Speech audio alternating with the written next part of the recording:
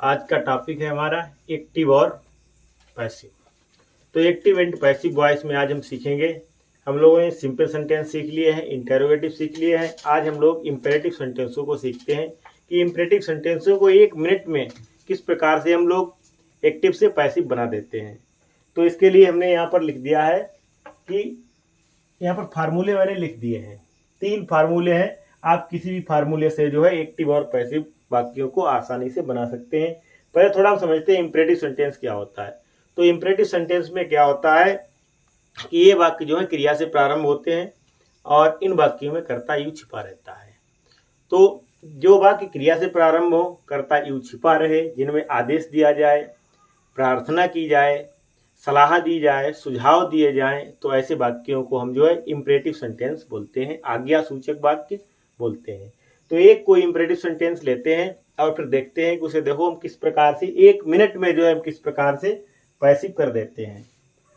तो लिख लेते हैं कोई भी सेंटेंस, एक सरल सा सेंटेंस लिख लेते हैं, प्ले द बॉल। ठीक है। अब इस सेंटेंस में सिर्फ हमें ये सीखना है कि कर्ता तो इसमें यू छिपा है। अब सिर्फ ये देखना है कि इसमें ये हमारी क्रिया है और ये हमारा कर्म है। ठीक है। द बॉल हमारा कर्म है और प्ले हमारी क्रिया है। ठीक। अब सूत्र कह रहा है कि सबसे पहले हम लेट लगाएंगे, फिर ऑब्जेक्ट लगाएंगे, फिर बी लगाएंगे और फिर थर्ड फॉर्म लगा देंगे। तो सूत्र के अकॉर्डिंग सबसे पहले हम लेट का प्रयोग करेंगे, तो लेट लगा दी। फिर सूत्र कहता है ऑब्जेक्ट लगाएं। ऑब्जेक्ट क्या है इसमें? The ball. तो मैंने फिर द बॉल का प्रयोग कर दिया। फिर सूत्र कहता है बी लगाइए, तो मैंने फिर बी लगा दी। और फिर कहता है थर्ड फॉर्म लगा दीजिए, तो प्ले का क्या हो जाएगा? प्लेट। अब कुछ नहीं करना पड़ा, सिर्फ आपको फार्मूले याद होने चाहिए और एक्टिव से जो है पैसिव का वाक्य आसानी से ट्रांसलेट हो जाएगा। दूसरे तरीके से भी सीख लेते हैं। दूसरा तरीका लिखा है, सबसे पहले ऑब्जेक्ट लगाएंगे।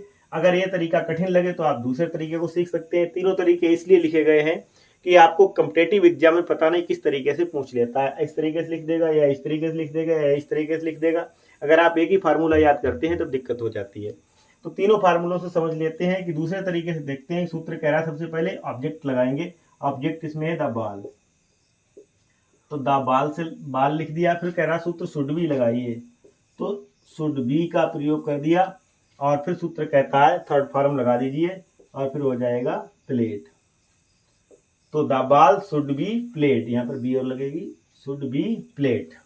दूसरा तरीका है, अगर कुछ भी ना समझ में आए, ना फर्स्ट फार्मूला समझ में आए, ना सेकंड फार्मूला समझ में आए, आपको थर्ड फार्मूला समझ में आना चाहिए। इसमें कुछ लिखा ही नहीं है, यू आर ऑर्डर टू लगाइए और बाकी फार्मूला बाकी को लिख दीजिए। तो यहाँ पर हम लिख देते हैं यू आर ऑर्डर्ड टू और प्लस बाकी लिख दिया। बाकी क्या है? Play the ball,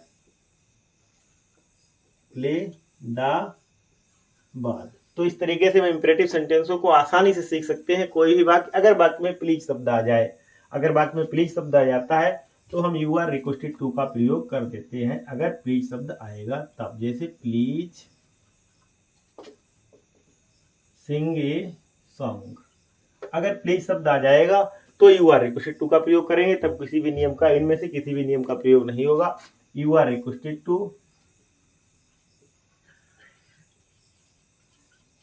requested to plus or sing a song, ए वाला शब्द जो है हट जाएगा क्योंकि प्लीज में इधर आ जाएगा, तो सिंग ए सॉन्ग हो जाएगा। इस तरीके से बना लेंगे।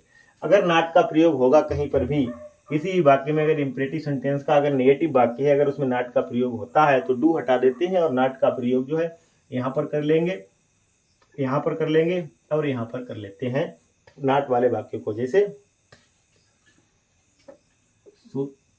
ये सेंटेंस मिटा लेते हैं और यहीं पर समझते हैं कि देखिए कुछ तरीके से दूसरा वाक्य बना लेते हैं। आप कंटेंट पर ध्यान दें। कभी कभी हमारे चैनल को लाइक भी कर दिया करें, क्योंकि थोड़ा बहुत हम लोगों को ही मोटिवेशन मिलता रहे। देखिए डू नॉट मैके नॉइज, शोर मत मचाओ। ठीक है। अब इस सेंटेंस में क्या है? डू नॉट शब्द को जो है हम डू को हटा देंगे और नॉट का प्रयोग जो है जहां जहां मैंने बताया वहां कर देंगे। देखते हैं। सूत्र कह रहा है ये हमारा क्या है? कर्म है और ये हमारी क्या है? वर्ब है। सूत्र क्या है, सबसे पहले लेट का प्रयोग करेंगे। तो सबसे पहले लेट लगा देते हैं। लेट, सूत्र कह रहा है ऑब्जेक्ट लगाएं, ए नॉइस।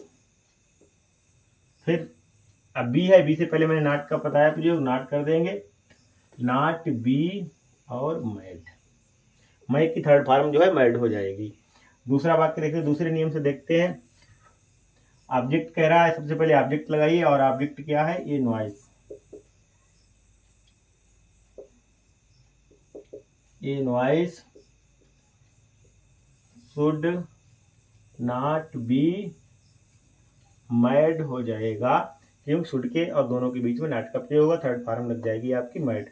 दूसरा है यू आर ऑर्डर्ड टू, ये भी लिख लेते हैं, यू आर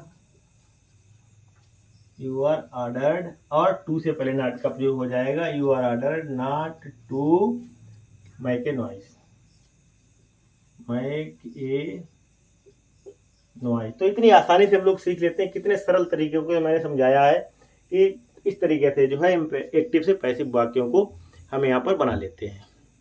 तो हमारी वीडियो अगर पसंद आई हो तो लाइक और सब्सक्राइब करें। धन्यवाद।